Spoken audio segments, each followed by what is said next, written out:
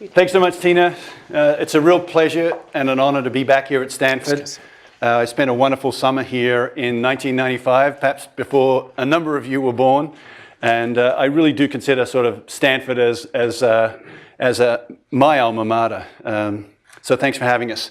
I'm Al, that's Dave, and the good-looking bald guy here is Christopher, and he's the third partner of Play Bigger. And we are category designers. And we're going to talk a lot about category design today as a discipline. But our hunch is that in this room today, there's a number of category designers. Many of you as entrepreneurs are probably category designers, you just don't know it just yet.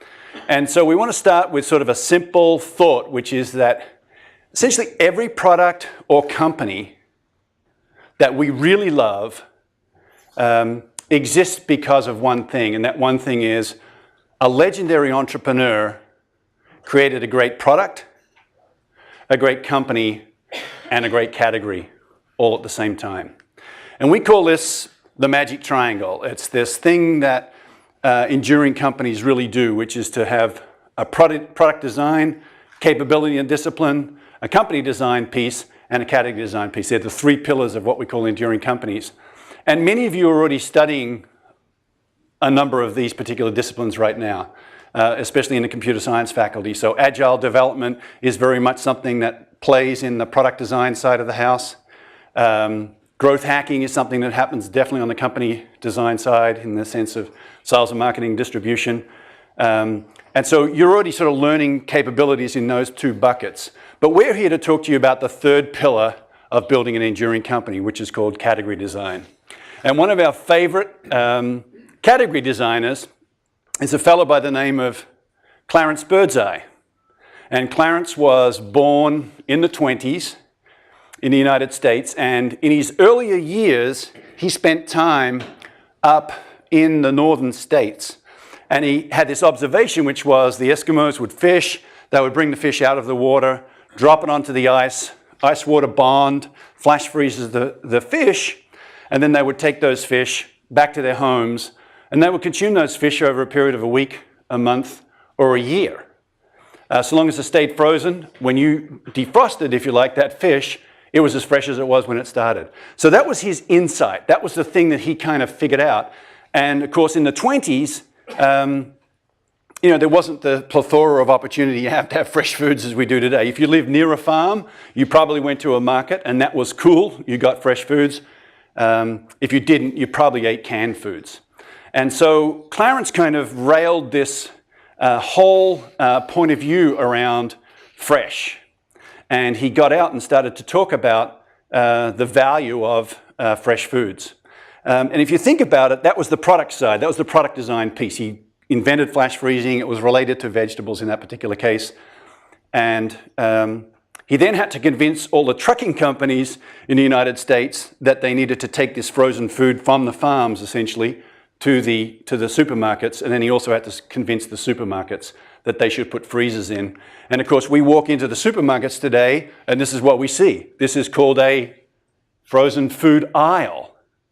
In it, you have frozen vegetables, which is what Birdseye is famous for, but you've got pretty much everything else. And so he was a genius at doing product design, company design, and category design to the extent that we all now experience it basically 100 years later, and there's a plethora of foods that are available. And if you look at, you probably can't read the numbers, but I can just tell you the lifetime value of this category is probably about $1 trillion already. And so that when you become the leader in a particular category, you do create a ton of value. And so one of the things that we did, and when I say we, it was more me than Dave, was to really, and that's because I do math and Dave doesn't do math, he does the genius on the marketing side. We did a bunch of research here around this whole notion of category. It's new and it's something that's really topical at the moment. And we invested quite a lot of time and energy, and Clarence was one of the examples on the qualitative side of the research. We interviewed more than 100 of the great leaders of technology companies in the United States. We did a whole bunch of reviews around that, which led to what Dave's going to talk about in a little bit, which is what we call the category design playbook, which is how do you do category design? If it's a new discipline, what are the things that you need to do to ultimately become what we call the category king? And then on the other side, we did a bunch of quantitative research, and this quantitative research looked at every single company founded since 2000, US-based with VC backing. And if you do that, you'll find that there's about 8,000 companies that fall into that bucket, of which about 850 plus or minus are involved in an M&A transaction. That's their exit, if you like. That's the way they create the value. 75 of them actually make it to being public companies. And so these are the two aspects we want to talk to you today, is sort of some of our findings related to this research. And we want to start by giving you sort of what we would call is the cliff notes of category design. And there's 5 things we want to talk to you about. The first one is, this is very much, the technology industry is very much a winner-take-all industry. And in fact, in our research, which we did, it was called the Time to Market Research. It's available on playbigger.com/research. If you want to have a look at it, it was about 18 months ago that we first sort of discovered this, that if you take a look at the market cap of the category kings relative to everybody else in that field of 8,000 companies, there are 35 category kings, and they represent 76% of the market cap of the tech space. And if you're the category king, that is the one that leads in the space, you take 76% of the market cap of the category. Think frozen foods, lifetime value 100 years. It's not market share, market cap. So 76% goes to the winner. And there's, in this particular research, might be a little difficult to see, but there are 3 cohorts, 3 eras as we call them, and it's pretty much between 71, 72, and 79. In the middle cohort, Facebook existed, and so it distorts it a little bit. But 76%, so remember that. The winner takes all, it's 76%. The second thing is that we discovered that categories themselves actually have a natural life cycle. And the natural life cycle looks like this. We call it the category life cycle model. And on the x-axis, the horizontal axis here, you've got time. And what you're looking at in that graphic there is about 15 years, plus or minus. And I'll show you some little bit more detail on the timing here. But it's plus or minus 15 years. And on the y-axis, the vertical axis, it's the market cap of that entire category. So think every single company in the CRM category, for example, add up the market caps of all of those companies. That is the category value. And what happens is, categories in the first phase kind of, this is probably duh, but it starts out really slow and it takes a while for a category to really pick up. Then in the middle phase, it accelerates really quickly, and then it'll drop off towards it once the category becomes really mature. Nothing super exciting in that graphic. You've probably seen something like that before in the form of a bell curve, but if you relate it over time, it looks like this. The exciting thing was a guy called Paul Gorowski wrote a book. And he talks about the number of what he calls providers explodes in the early phase of a category and then ultimately drops off over time.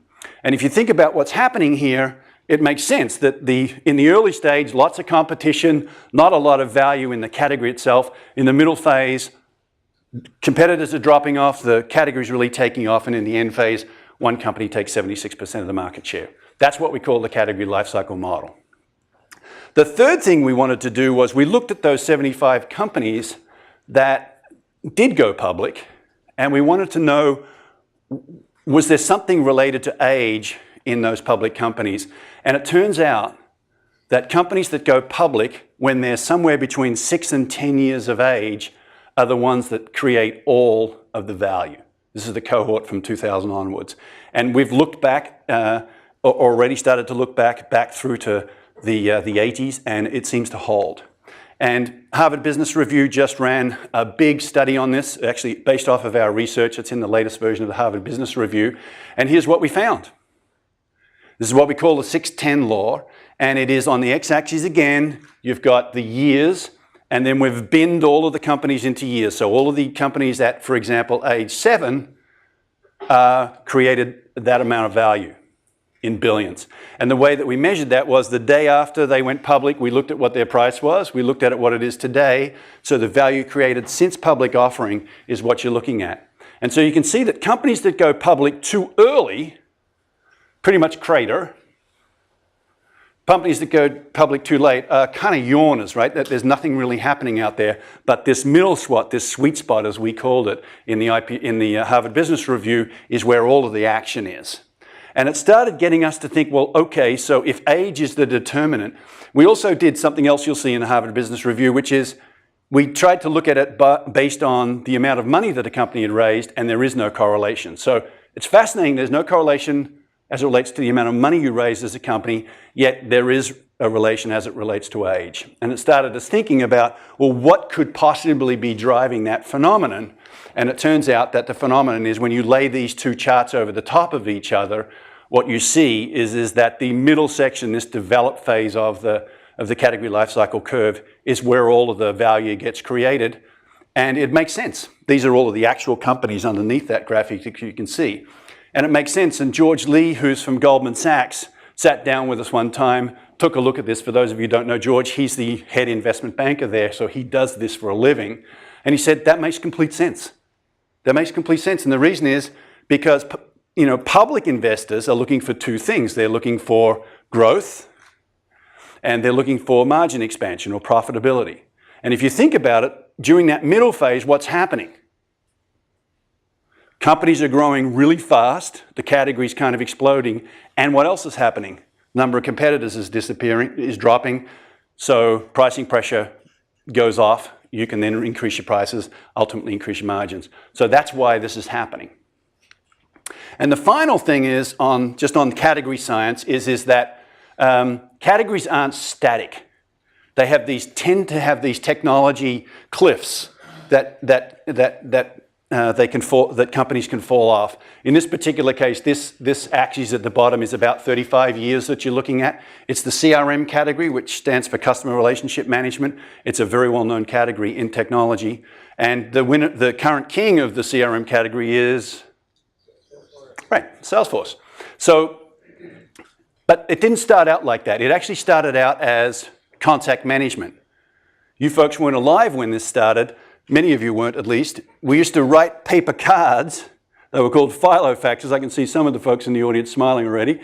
We used to take these paper cards and we'd write your name and address on them and we'd put them in a file. There was a circular file. And when I wanted to call you, I would look up your name in the file. I would call you on a landline. That's how it went. Now, I know that's ridiculous for most of you in the room right now, but that's how it started.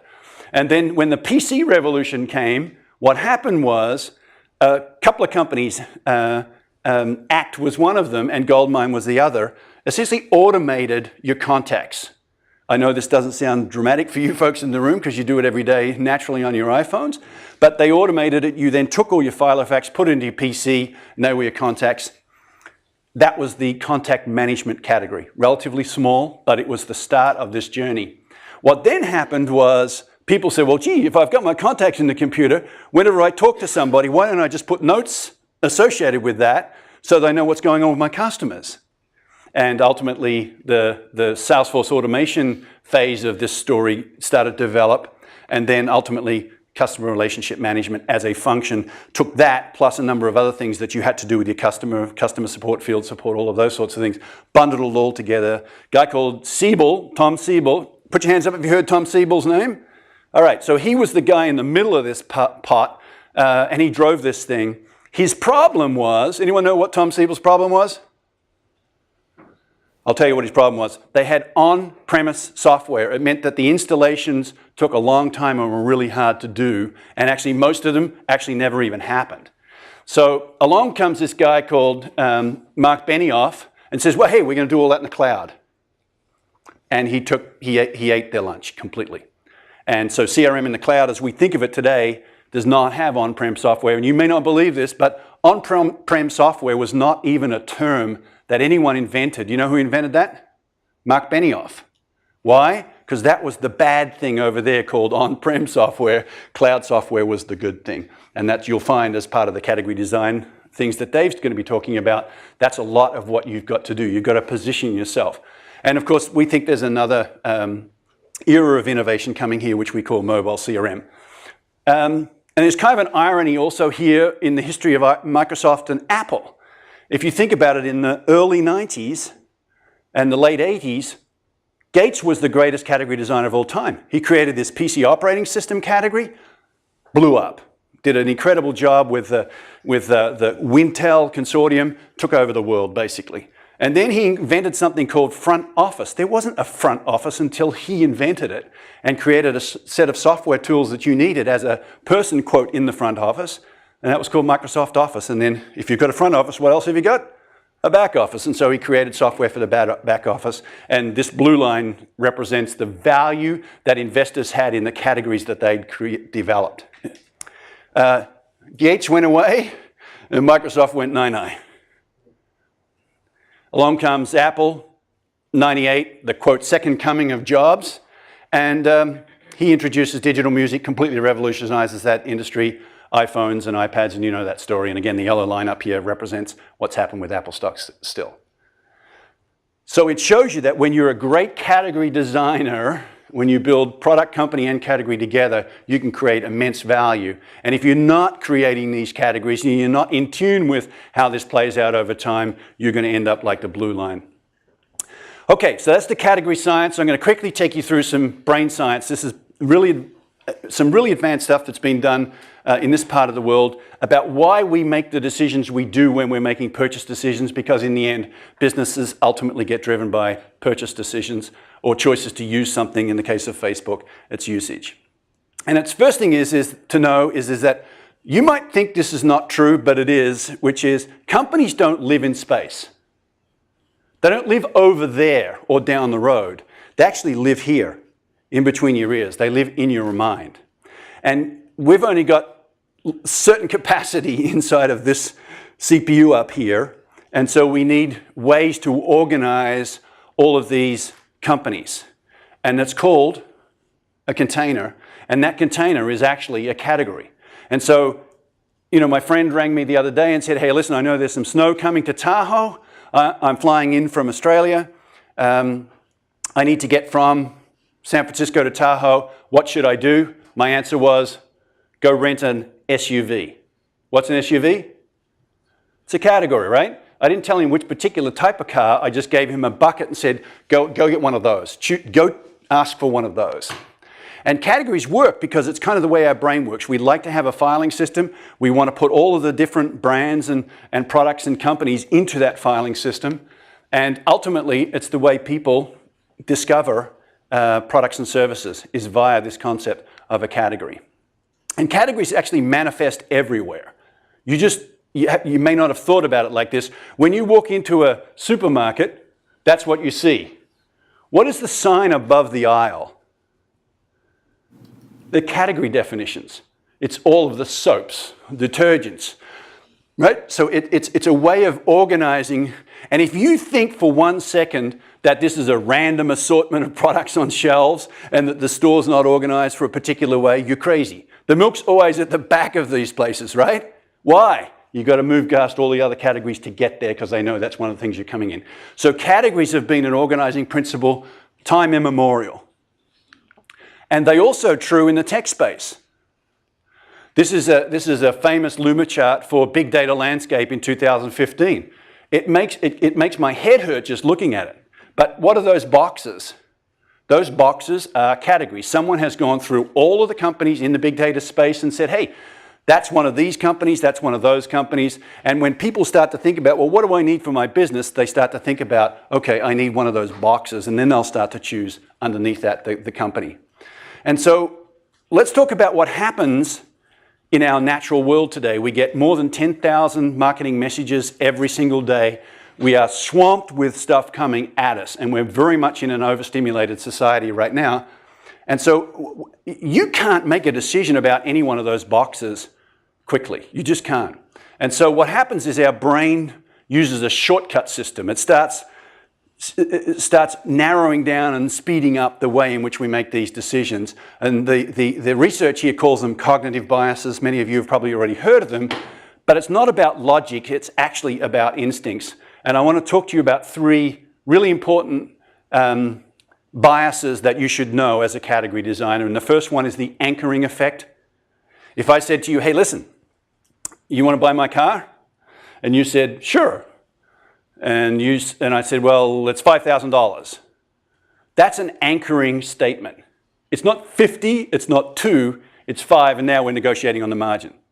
That's what great category designers do. They get out into the market, they anchor the conversation around what we call their point of view.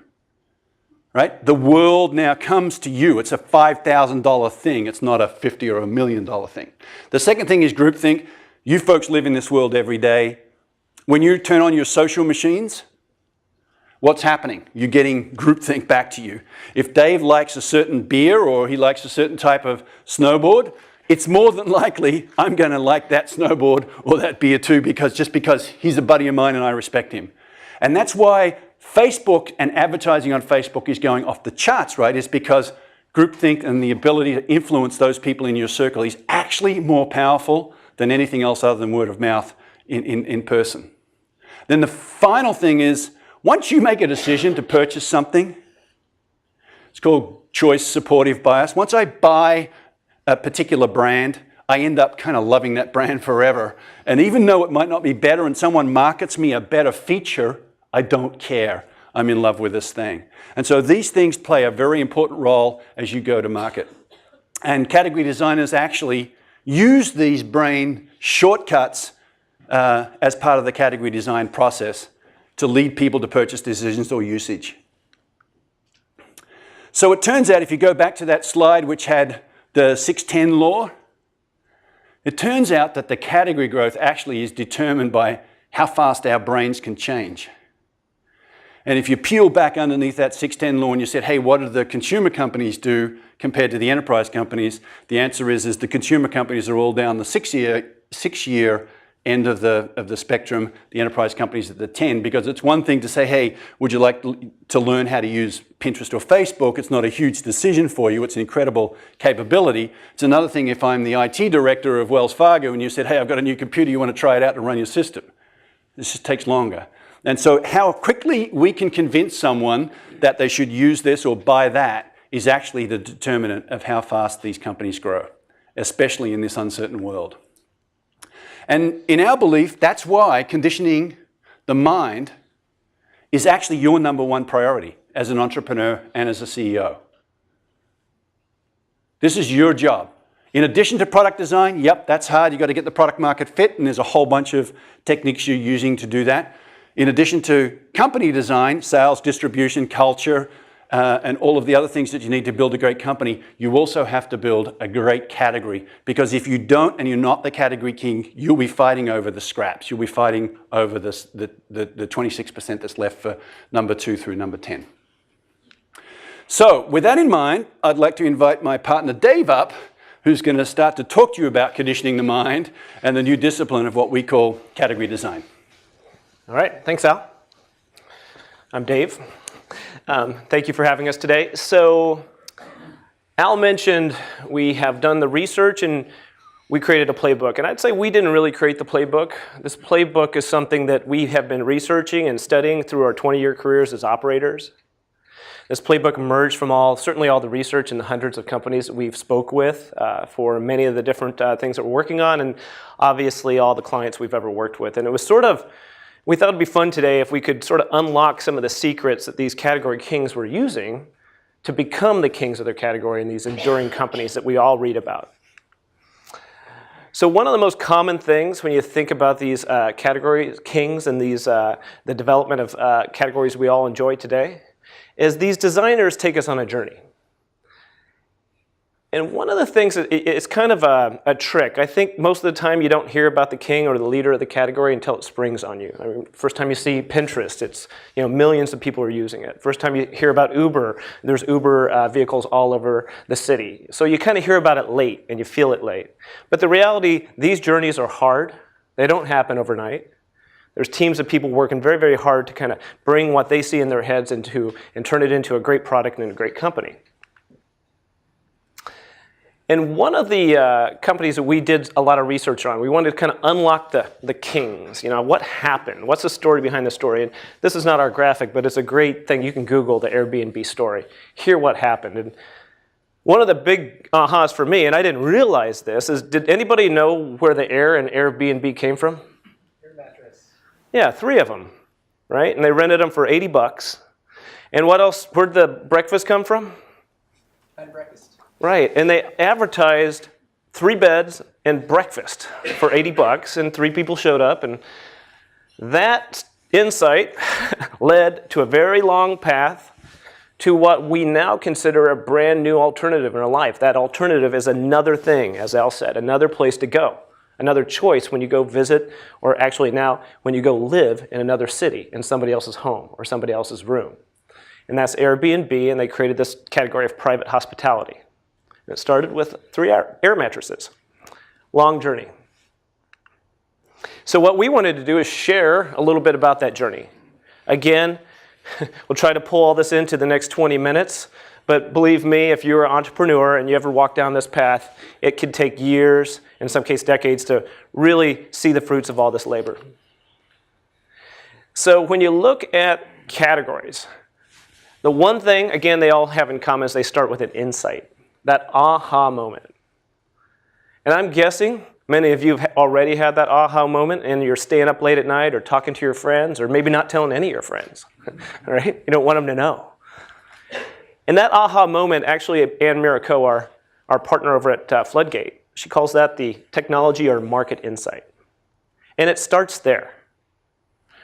And once you have that aha, and you basically haven't slept, and you've been kind of using all your classwork to fill in all the blanks and how to create a great company or a great product, one of the toughest things to do is answer one of the most simple questions, which is, this insight I have, what problem does it solve? And can I explain this problem? And have people understand it like I was explaining it to a 5-year-old. And it's an interesting question. We have seen companies and worked with companies that have been wrestling with this question for years. The problem with answering this question is a whole bunch of other questions come up. If I have this insight, is my insight solving a problem that's an existing problem with a really crappy answer, which is, in this case, if you think about Uber, taxis could get you from point A to point B, but they kind of smelled funny and they were unreliable and unsafe? Or am I trying to convince people of a brand new problem they didn't even know they had? And I think Airbnb is a good example. I don't think anybody thought there was a crisis in the hospitality industry and we needed to stay in somebody else's home. I don't think there was a big dilemma there, but they convinced us. They conditioned us to understand there's another alternative. And the list of problems go on and on and on and on. And these could keep entrepreneurs up at night. But understanding the problem is the first step, because as soon as you ask what the problem is, the second question is, what is your secret sauce for solving that problem? What is the answer? And again, is it a market insight? Did something happen? Broadband back in the day opened up social media, and today marketplaces can be literally invented overnight, connecting supply and demand. Did something happen in the market that allowed you to take advantage and capitalize and create a new company or a new product? Or again, is it that tech insight? We did a lot of work with around Diane Green and what happened at VMware. And she's very humble. She would say, oh, we just accidentally created the whole virtualization category. I don't believe that. They're way too smart. But there was a technology there. They didn't understand what problem it was solving. And so my guess is, if you're in this room, there's probably a lot of plutonium creators, a lot of answers, a lot of products get created without a full understanding of where the problem is. There's old cliche technology looking for a problem. And I'd say this, if you don't remember anything else that Al and I talk about, and you're running around with your new product or your new tech insight, take 1 second, slow down, and think about the problem you're trying to solve with that technology. And believe me, people will understand what you see a lot better and they'll understand the value of your product if you just slow down and understand that problem statement first. So we thought we'd have a little fun. Again, we do a lot of research, and I'm kind of a category geek, so I'm always thinking about, whenever I see a company, I saw a new company today. It was called, it was On-Demand Gasoline. What was it called? I forgot. Fill or something like that. And I was like, filled. Is there really a category where people need gas delivered? That's the first question I asked. And what problem is that? I know I'm out of gas or low on gas, but how big could that possibly be? But anyway, every time I look at a company, I think about the problem they're solving. So here's a couple of well-known insights, well-known problems, and they were solved. And the people who solved them are also extremely well-known. They built legendary, enduring companies in huge categories, and you probably recognize some of them.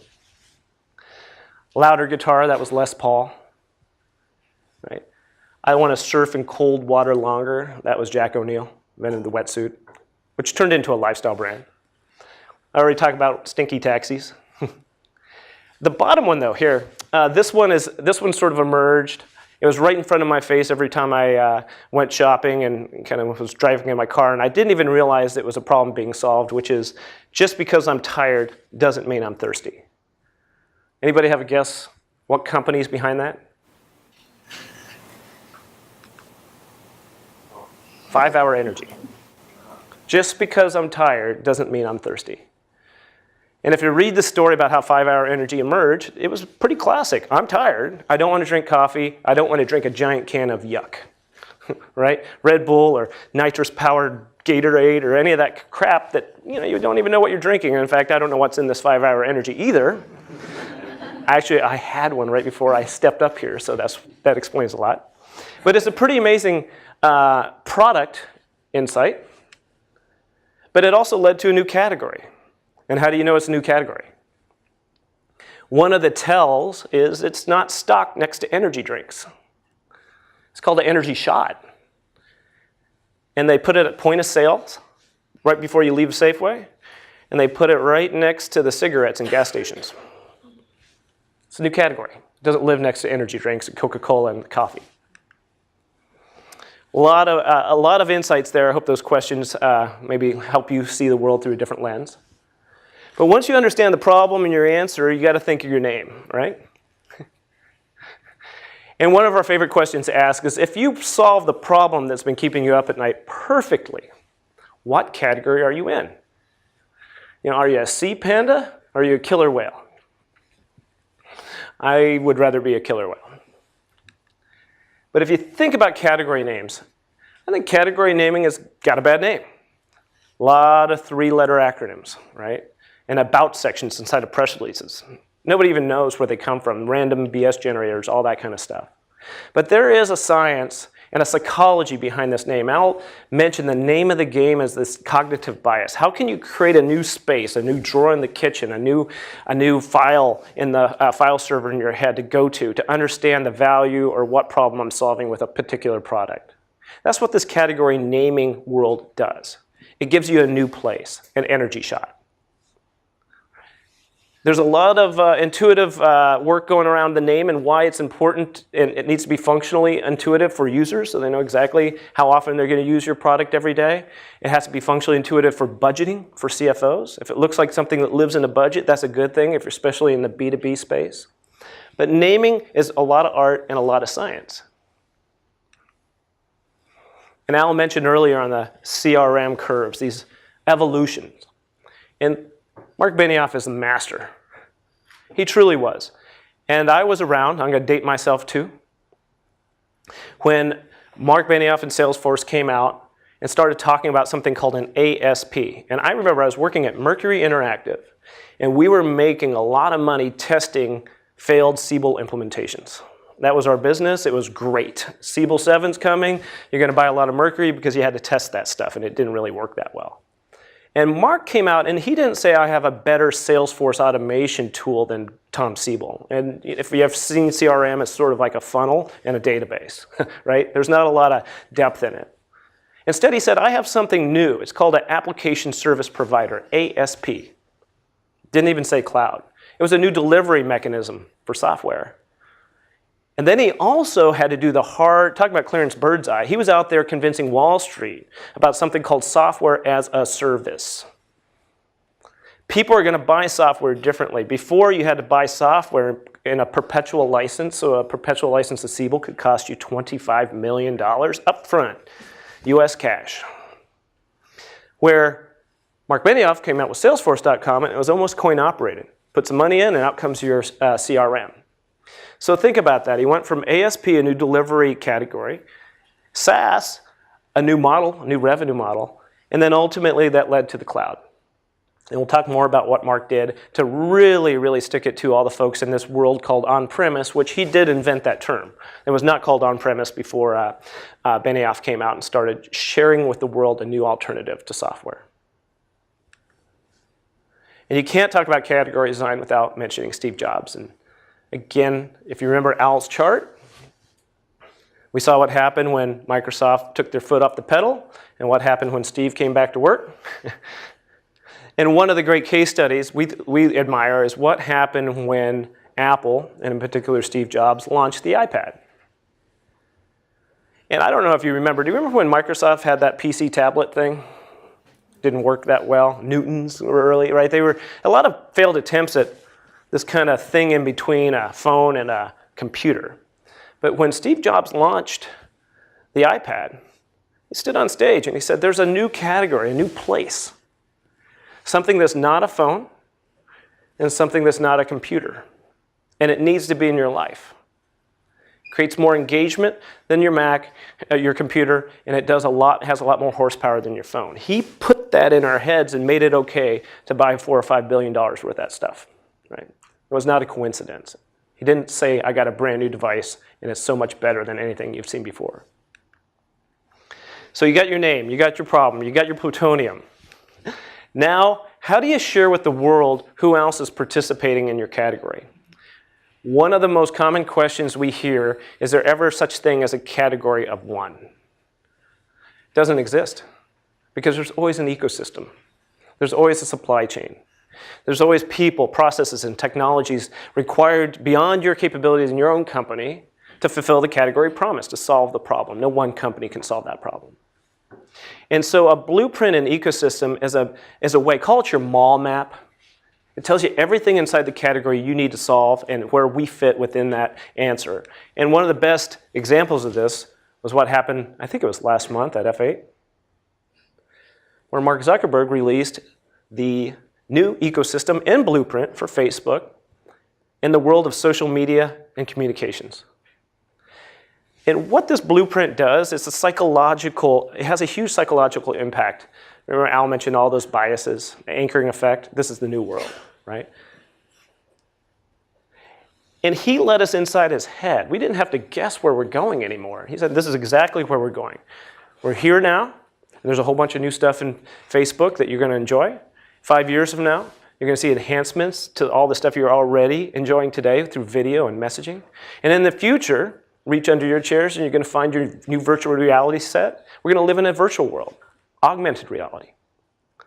He shared the world, his vision, his category, and now he's going to shepherd us along.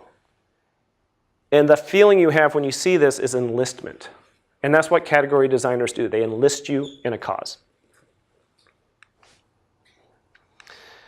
So, every category designer, specifically the category kings that we know and those entrepreneurs are kind of locked in our minds, has a point of view. And a point of view is often mistaken for messaging or marketing or even positioning. And it's all of those, but it's more and it's bigger than that. A point of view establishes what you stand for. It establishes what you stand against. It attracts the people you want to attract into your business, into your ecosystem, into your category, and it repels the people you don't want to do business with. And the point of view is built around a framework that's been around for a long, long time. Framing the problem. Painting clear ramifications for not solving that problem. Sharing the vision for the future and outlining the business outcomes and what to do now. So has anybody ever stayed up late and seen an infomercial? Like the Zumba, that thing that crawls around on your floor and sweeps up everything? Have you ever noticed how infomercials start? Black and white, right? It's always the problem. They frame the problem up front, and then it turns to vibrant colors, the vision for the future, and then operators are standing by. This framework is also, and I would say it used to be used in politics, now they just yell at each other, but it used to be used really well in politics, and I admired it, and we've all experienced people could truly frame problems and own the agenda. And many of you may be studying this too. If you're working in the world of debate, there's this, all you have to do is Google agenda setting theory. And there's this whole notion of how you can get into the brain by framing the problem in such a way that you must have the answer. So the point of view starts with that story, but that's not the whole story, I guess, around a point of view. It's just one piece of it.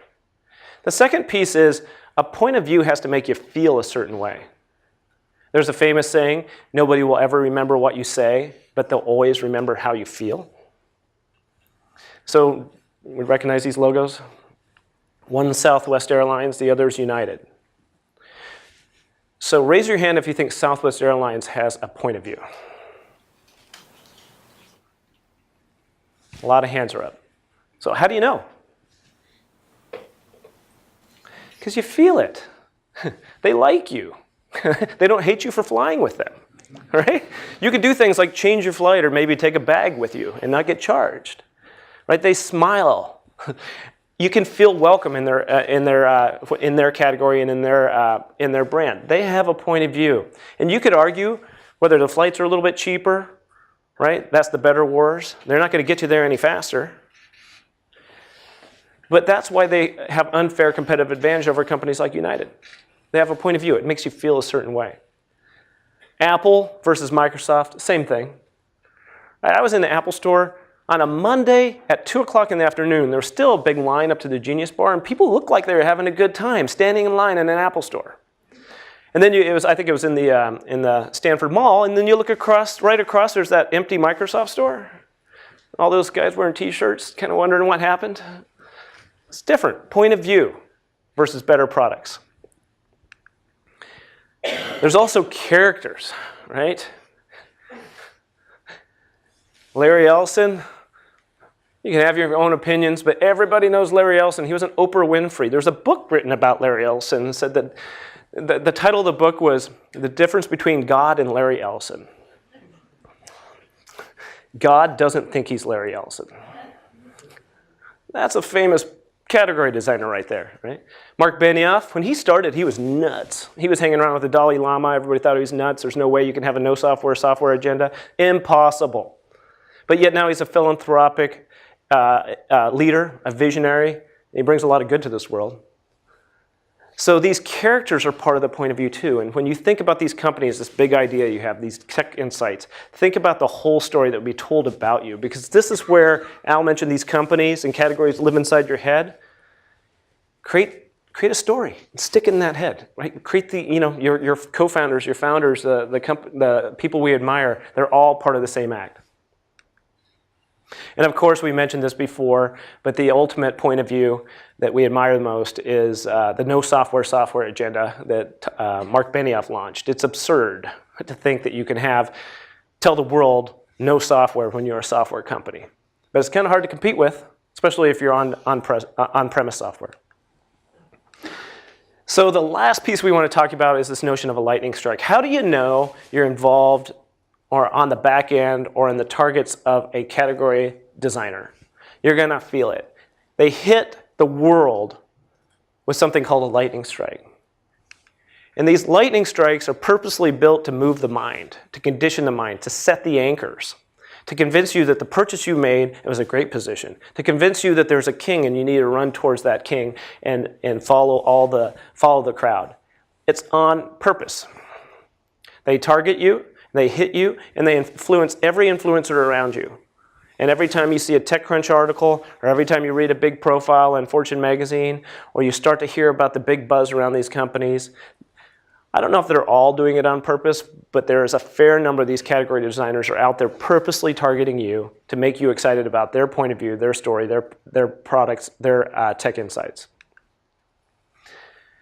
This is a little bit inside baseball, but I would say once you get into these bigger companies or even a startup that starts to grow, what happens is companies start to form silos, these functional silos, sales, marketing, products, channels.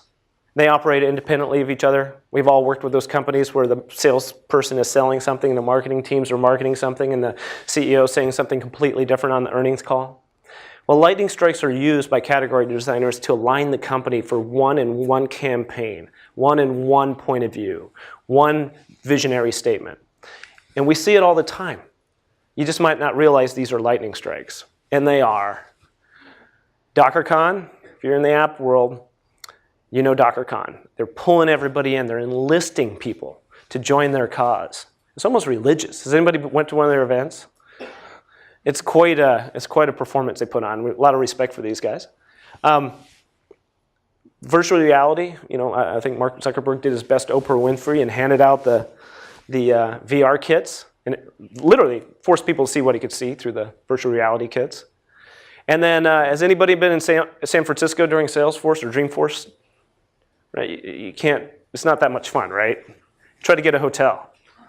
Right, yeah. There's this hotel, I remember, it was right across the street from me. It's usually like $99. You wouldn't even go in there, and it's like $750 a night during Dreamforce. And they had such capacity, they brought in a cruise ship and parked it off the Embarcadero, right? And again, there was this feeling of, remember the groupthink? When you see 150,000 people come into Dreamforce to listen to Mark Benioff and the entire ecosystem speak about the future of cloud, that's the king, and that's on purpose. So maybe, again, some of the thoughts we had around this journey is if you're at a Dreamforce or if you're at a big conference or if you see that news or you read about that PR or maybe you're just Ubering around in an Uber, maybe this will give you a different lens on the world, might give you a different way to look at the world as it's all these categories that are around us, or more importantly, if you have that big tech insight or if you have that big market insight, these are some tools that you could use to apply to making sure people understand what you see. And then the last thing is, Al and I would like to invite you to join us on our category design journey. If you liked or are interested to hear more about anything that we just talked about, there's about 230 pages coming out on this in a book that's being released on June 14th. And we'd love it if you grabbed it, took a read, and send us an email, let us know what you think. So with that, Al, come on up.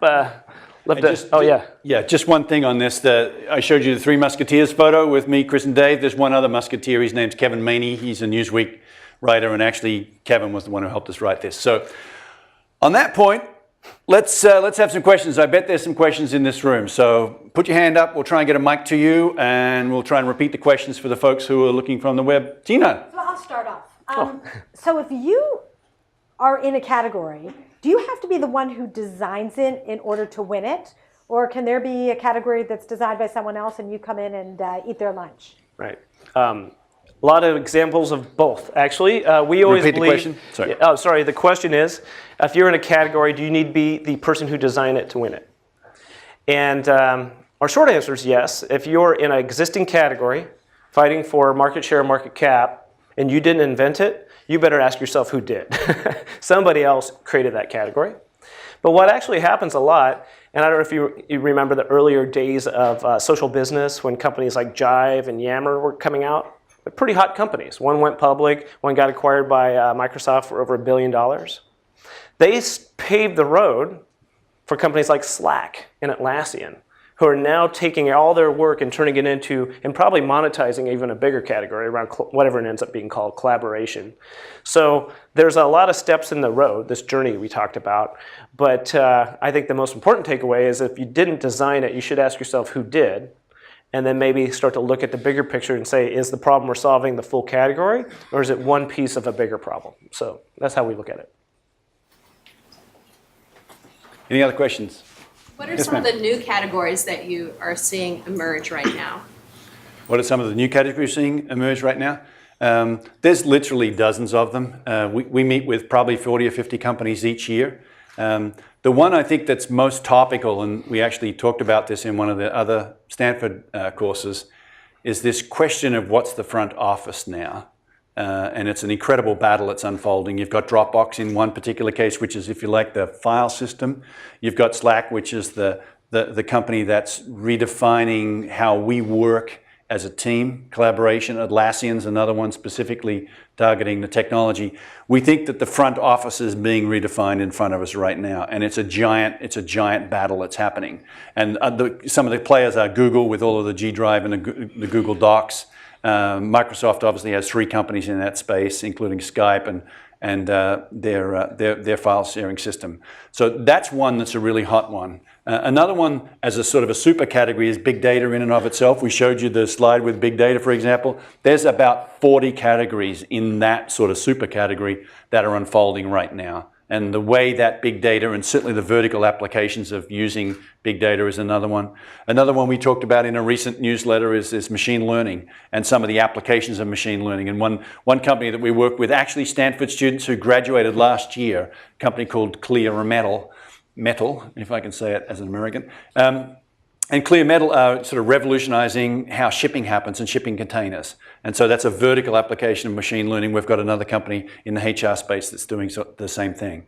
But as you see in all of these charts, there's just this incredible explosion. And what normally happens, as we said in that category in the model, is it starts out with product market fit. A dozen companies start to get into the fight, and ultimately the category definition and the things you expect from that category to deliver become clear somewhere in that sort of 2 to 4 year range. And then one of those companies becomes that thought leader and ultimately rides off with all the money. Yes, sir.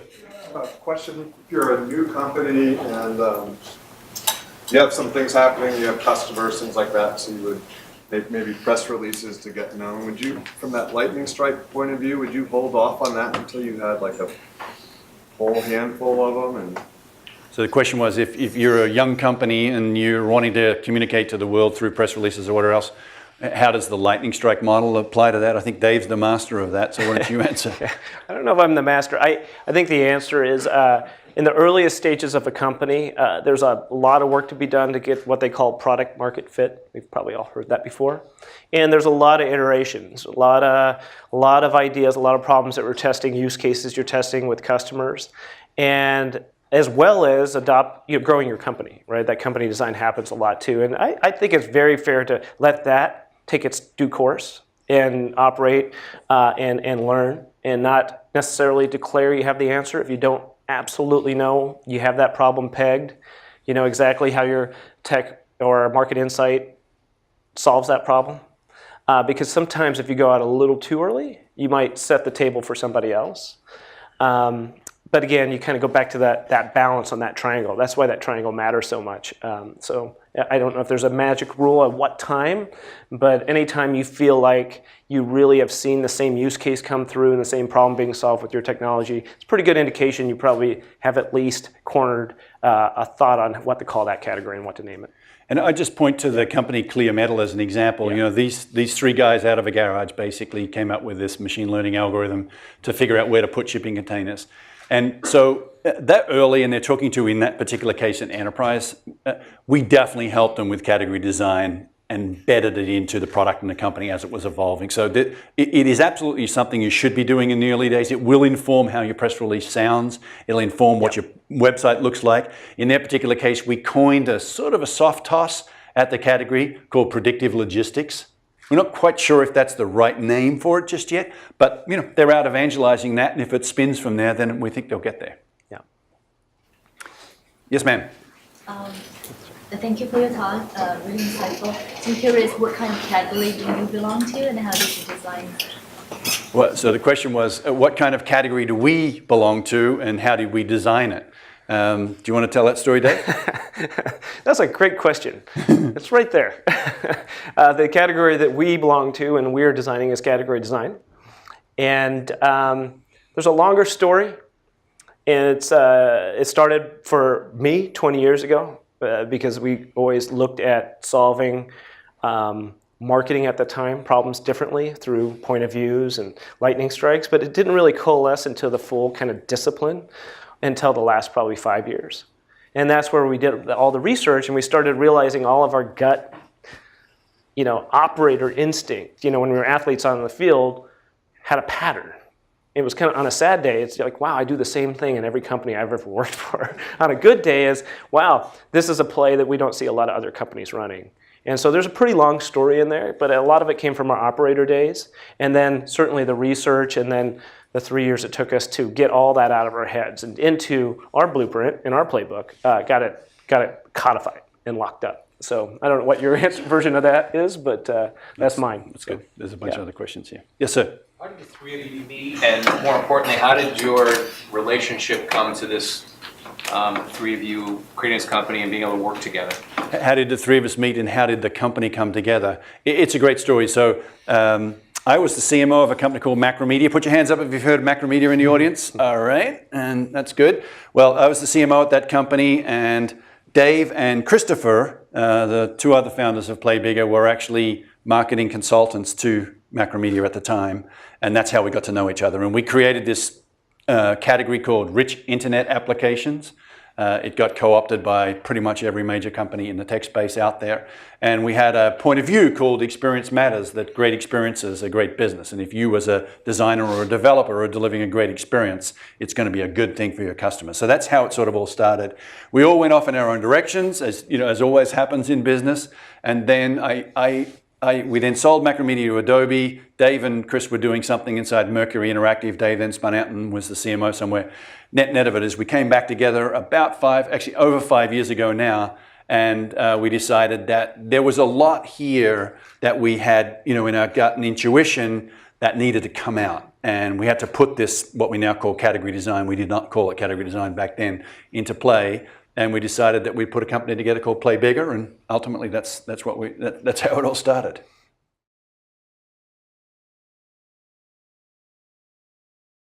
That, which led to what Dave's going to talk about in a little bit, which is what we call the category design playbook, which is how do you do category design? If it's a new discipline, what are the things that you need to do to ultimately become what we call the category king?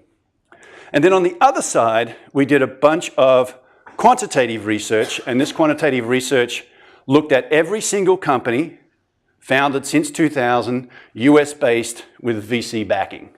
And if you do that, you'll find that there's about 8,000 companies that fall into that bucket, of which about 850 plus or minus are involved in an M&A transaction. That's their exit, if you like. That's the way they create the value. 75 of them actually make it to being public companies. And so these are the two aspects we want to talk to you today, is sort of some of our findings related to this research. And we want to start by giving you sort of what we would call is the cliff notes of category design. And there's 5 things we want to talk to you about. The first one is, this is very much, the technology industry is very much a winner-take-all industry. And in fact, in our research, which we did, it was called the Time to Market Research. It's available on playbigger.com/research. If you want to have a look at it, it was about 18 months ago that we first sort of discovered this, that if you take a look at the market cap of the category kings relative to everybody else in that field of 8,000 companies, there are 35 category kings, and they represent 76% of the market cap of the tech space. And if you're the category king, that is the one that leads in the space, you take 76% of the market cap of the category. Think frozen foods, lifetime value 100 years. It's not market share, market cap. So 76% goes to the winner. And there's, in this particular research, might be a little difficult to see, but there are 3 cohorts, 3 eras as we call them, and it's pretty much between 71, 72, and 79. In the middle cohort, Facebook existed, and so it distorts it a little bit. But 76%, so remember that. The winner takes all, it's 76%. The second thing is that we discovered that categories themselves actually have a natural life cycle. And the natural life cycle looks like this. We call it the category life cycle model. And on the x-axis, the horizontal axis here, you've got time. And what you're looking at in that graphic there is about 15 years, plus or minus. And I'll show you some a little bit more detail on the timing here. But it's plus or minus 15 years. And on the y-axis, the vertical axis, it's the market cap of that entire category. So think every single company in the CRM category, for example, add up the market caps of all of those companies. That is the category value. And what happens is, categories in the first phase kind of, this is probably but it starts out really slow and it takes a while for a category to really pick up. Then in the middle phase, it accelerates really quickly and then it'll drop off towards it once the category becomes really mature. Nothing super exciting in that graphic. You've probably seen something like that before in the form of a bell curve, but if you relate it over time, it looks like this. The exciting thing was a guy called Paul Gorowski wrote a book. And he talks about the number, especially in the computer science faculty. So agile development is very much something that plays in the product design side of the house. Growth hacking is something that happens definitely on the company design side in the sense of sales and marketing distribution. And so you're already sort of learning capabilities in those two buckets. But we're here to talk to you about the third pillar of building an enduring company, which is called category design. And one of our favorite category designers is a fellow by the name of Clarence Birdseye. And Clarence was born in the 20s in the United States, and in his earlier years, he spent time up in the northern states. And he had this observation, which was the Eskimos would fish, they would bring the fish out of the water, drop it onto the ice water bond, flash freezes the fish, and then they would take those fish back to their homes, and they would consume those fish over a period of a week, a month, or a year. So long as it stayed frozen, when you defrosted, if you like, that fish, it was as fresh as it was when it started. So that was his insight. That was the thing that he kind of figured out. And of course, in the 20s, there wasn't the plethora of opportunity you have to have fresh foods as we do today. If you lived near a farm, you probably went to a market, and that was cool. You got fresh foods. If you didn't, you probably ate canned foods. And so Clarence kind of railed this whole point of view around fresh. And he got out and started to talk about the value of fresh foods. And if you think about it, that was the product side. That was the product design piece. He invented flash freezing. It was related to vegetables in that particular case. And he then had to convince all the trucking companies in the United States that they needed to take this frozen food from the farms, essentially, to the supermarkets. And then he also had to convince the supermarkets that they should put freezers in. And of course, we walk into the supermarkets today, and this is what we see. This is called a frozen food aisle. In it, you have frozen vegetables, which is what Birdseye is famous for, but you've got pretty much everything else. And so he was a genius at doing product design, company design, and category design to the extent that we all now experience it basically 100 years later, and there's a plethora of foods that are available. And if you look at, you probably can't read the numbers, but I can just tell you the lifetime value of this category is probably about $1 trillion already. And so that when you become the leader in a particular category, you do create a ton of value.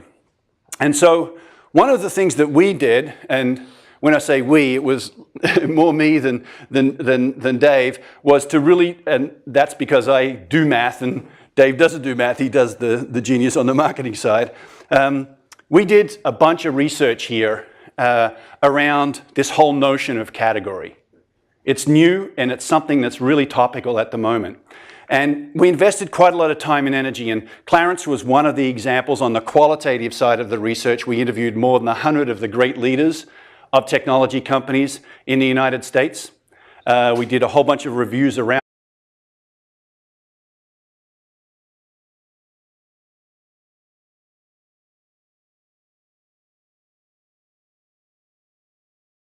Thanks so much, Tina. It's a real pleasure and an honor to be back here at Stanford. I spent a wonderful summer here in 1995, perhaps before a number of you were born. And I really do consider sort of Stanford as my alma mater. So thanks for having us. I'm Al, that's Dave, and the good-looking bald guy here is Christopher, and he's the third partner of Play Bigger. And we are category designers. And we're going to talk a lot about category design today as a discipline. But our hunch is that in this room today, there's a number of category designers. Many of you as entrepreneurs are probably category designers, you just don't know it just yet. And so we want to start with sort of a simple thought, which is that essentially every product or company that we really love exists because of one thing, and that one thing is a legendary entrepreneur created a great product, a great company, and a great category all at the same time. And we call this the magic triangle. It's this thing that enduring companies really do, which is to have a product design, capability and discipline, a company design piece, and a category design piece. They're the three pillars of what we call enduring companies. And many of you are already studying a number of these particular disciplines right now.